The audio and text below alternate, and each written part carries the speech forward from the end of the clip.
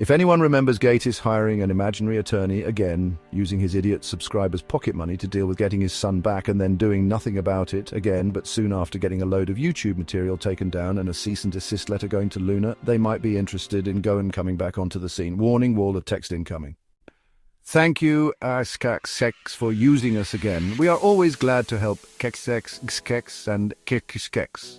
Based on the files you supplied and your comparison request, here's a detailed analysis of the 3 related documents to determine authenticity, inconsistencies, and registration quality.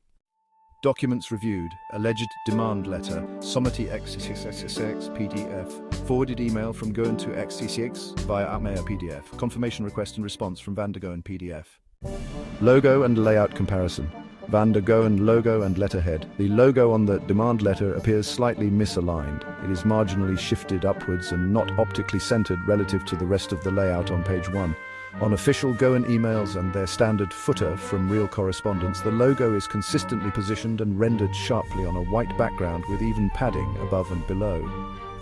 Font spacing and header structure on the demand letter also appears slightly off compared to confirmed Goen documents, especially in the kerning between Van der Goen and Advocaten and the placement of contact info and company details at the bottom of the page. The signature on page 7 of the demand letter is an image, not text-based, and appears to be digitally pasted or scanned rather than embedded with metadata, such as a digital signature or document creation trace. The signature of Mr. J.J. Van der Goen does not appear in any other known communications from the firm in this set and could not be cross-confirmed. Multiple stylistic inconsistencies exist in the letter. There is excessive use of bold, underlined, and colored text, not typical of formal legal correspondence. Sentence phrasing such as "repeatedly I've repeatedly published" is awkward and redundant, unlikely from a Dutch professional firm writing in English. The tone and content appear excessively aggressive, highly detailed, and formatted to intimidate, which is characteristic of pseudo-legal threats. Bank account IBANs listed on page 6 are NL10 Rabo 03047300955 and NL88 Rabo 03047300955. These do not appear in any known legitimate correspondence from Van der Goen Advocaten. The letter includes no client account reference or billing number, which is highly unusual for a firm issuing financial demands. Real confirmation from Van der Goen Advocaten. In the email chain dated 15th of April 2025. The Secretary of Van der Goen Advocaten clearly asks you to forward the alleged letter to verify its authenticity. This implies that Van der Goen had not issued or confirmed authorship of such a letter at the time of inquiry, which further supports doubts about the document's legitimacy.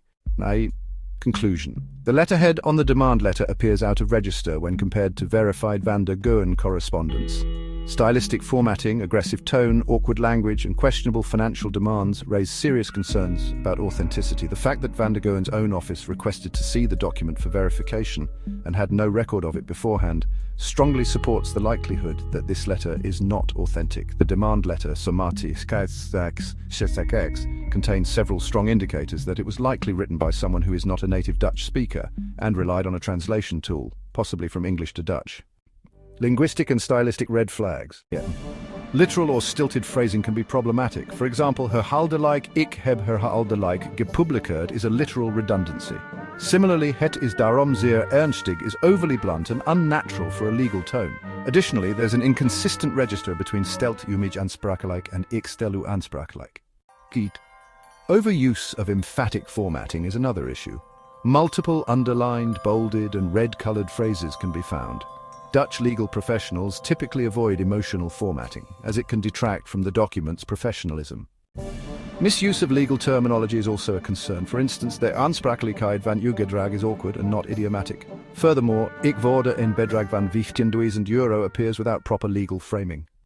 Structuring errors, repetition of ideas, disordered sequencing, and illogical paragraph flow. There's no clear structure of facts, legal basis, demands, and conclusion. Cultural and stylistic mismatches. The tone is confrontational and theatrical, more akin to Anglo-style demand letters. In contrast, Dutch legal writing is neutral, understated, and procedural. Was it translated from German? Well, it's possible, but the balance of evidence still suggests English as the source language. Reasons it could be German. Similar sentence structures between German and Dutch. Phrases like ik stel u aansprakelijk voor closely resemble ik maak zeer hefbaar voor. Over-formality in phrasing, for example, ik wens dat u per direct, could come from German. but more likely English, because phrases like herhaaldelijk, ik heb herhaaldelijk gepubliceerd are more consistent with literal English translation than German. Formatting and tone reflect Anglo-style legal aggression. Legal vocabulary reflects English concepts like damage to your brand and settlement rather than German terms like Rufschädigung or Abmahnung. What would confirm a German origin? Broken compound nouns, German idioms mistranslated literally, references to German codes like BGB or terms like Gerichtsbarkeit, none of which are present. Final linguistic hypothesis. The letter was likely written in English, or perhaps German-influenced English, then machine translated into Dutch, and manually touched up by someone who speaks both English and German as second languages, but writes poorly in both. Requested line-by-line analysis gun advocaten demand letter prepared for on behalf of Diane text purpose. To demonstrate that any competent Dutch-speaking legal professional, including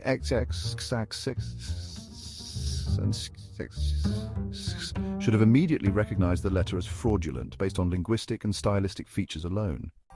1. Opening phrase. Herhaaldelijk, ik heb herhaaldelijk gepubliceerd. Redundant. No native Dutch legal writer would open like this. It was likely sourced from literal English input. Tone and formatting. The use of red, bold, and underlined text is highly unprofessional in Dutch legal practice. It suggests a scare tactic. Sentence structure. The phrase ik worde een bedrag van €15.000 is abrupt and contextless. It's missing the necessary legal framework and justification. Legal logic. There are no references to the Dutch Civil Code, for example, BDW Zes, 162, or any legal precedent. The language lacks legal grounding and proper substantiation. 5. Letter closure and threats. Mimic scam letter tone. Real advocates outline legal steps, not vague threats. 6. Stylistic consistency. Formality switches mid-sentence. For example, mijn client wenst versus dit is uw laatste waarschuwing suggests poor editing or composite translation.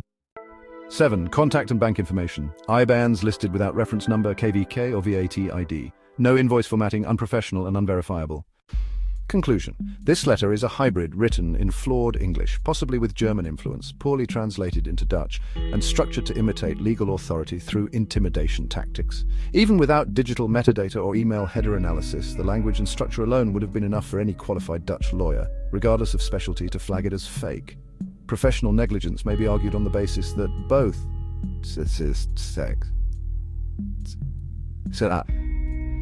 sex and EX failed to detect these basic errors and accepted the letter as genuine. A cursory review reveals the document to be a weak forgery that no reputable international law firm such as Goatis Advocaten would ever produce.